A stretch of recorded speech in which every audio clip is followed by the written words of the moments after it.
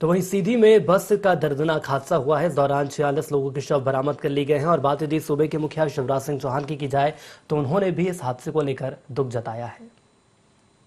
बाणसागर की उस नहर से उत्तर प्रदेश बिहार में पानी जाता है, गरीब मैं इस्तेमाल बाणसागर की उस नहर से उत्तर प्रदेश बिहार में पानी जाता था। बस चूंकि नहर से बने मार्ग से जा रही थी, अनियंत्रित होकर बस गिरी और अब तक जो जानकारी मिली है मुझे, रेस्क्यू ऑपरेशन समाप्त हो गया। लेकिन यह अत्यंत दुर्भाग्यपूर्ण है कि 45 भाई बहन, जिनमें से 24 पुरुष हैं, 20 महिलाएं हैं, एक बच्चा है, उनके पार्थिव शरीर हम निकाल चुके हैं।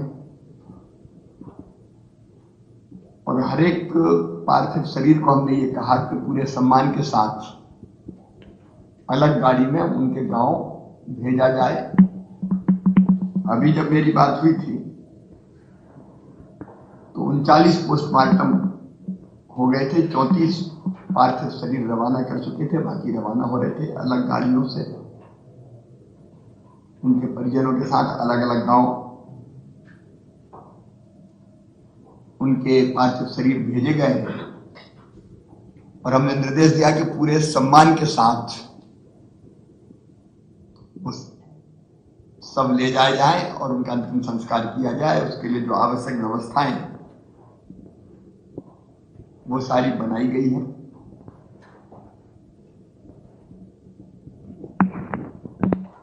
राहत के काम या रेस्क्यू ऑपरेशन में बिल्कुल भी देर नहीं हुई यथासंभव, क्योंकि 8 बजे से तो मैं ही जुड़ गया था जैसे पता चला था। पूरे प्रशासन ने, वल्लभ भवन के हो चाहे 3 जिलों के कलेक्टर एसपी वहां पहुंच गए थे, कमिश्नर, आईजी, डीआईजी, एसडीआरएफ की टीम, एनडीआरएफ की टीम। रेस्क्यू ऑपरेशन में लगभग 100 लोग ऐसे ट्रेंड लगे हुए थे। नहर में बांध का पानी आने से बंद किया, पानी कम हुआ, उसके बाद बस निकाली गई। 7 लोग प्रारंभ में ही निकले थे, उनको निकालने में भी वहां मदद हुई है, उसका मैं पूरा कंफर्म कर रहा हूं, उसके बाद जानकारी दूंगा। लेकिन उनमें से एक नहीं बच पाए बाद में अस्पताल में। अभी तक जो कारण समझ में आ रहा है वो बस का अनियंत्रित होने ही आ रहा है, एकदम ड्राइवर का कंट्रोल नहीं रहा। अब ये देखने की बात है कि कोई और बात हुई है क्या, स्टीयरिंग फेल जैसी कोई चीज। लेकिन हमने सारे प्रयास किए। पास में अल्ट्राटेक सीमेंट फैक्ट्री थी, तो क्रेन्स, हाइड्रा, बाकी सारी चीजें, गाड़ियां, संसाधन, डॉक्टर, एम्बुलेंस, जो हो सकता था सब करने की कोशिश की। माननीय अमित जी से सवेरे मेरी बात हुई थी तो उनने भी कहा था, हम लोगों ने तय किया कि कार्यक्रम अब स्थगित होगा। कार्यक्रम तत्काल स्थगित किया था। माननीय प्रधानमंत्री जी की संवेदनाएं उन्होंने प्रकट की है और उन्होंने तय किया कि 2-2 लाख रुपए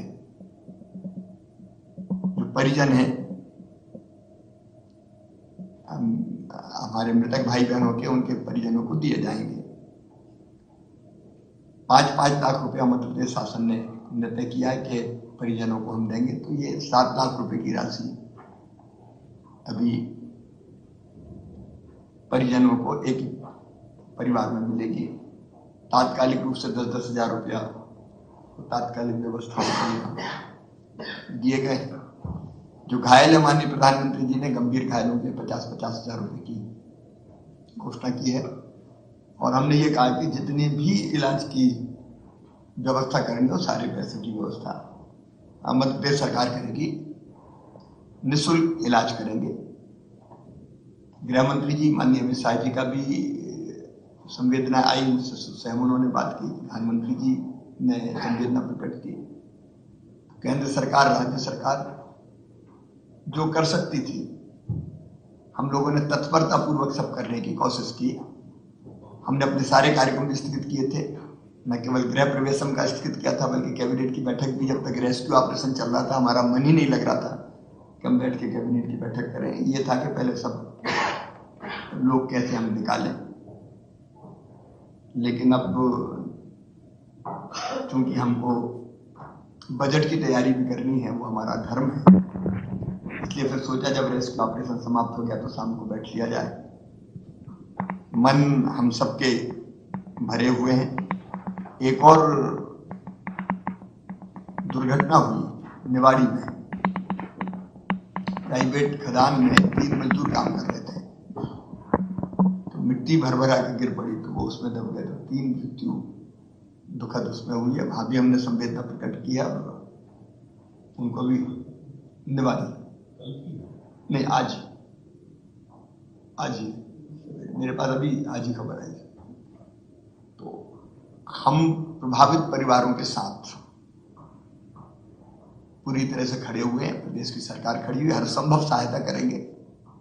हमारे दोनों मंत्री श्री तुलसी सिलावट जी और रामखिलावन पटेल जी अभी वहां है, और वो अस्पताल, पोस्टमार्टम वाले स्थान बाकी सब जगह गए, राज्य शासन की ओर से सब व्यवस्थाएं करवाई। स्थानीय विधायक सरदेंद्र तिवारी जी, सांसद ऋतु पाठक जी, हमारे जनप्रतिनिधि भी सारे पहुंचे, और जनता ने भी, प्रशासन ने भी तत्परता पूर्वक काम किया।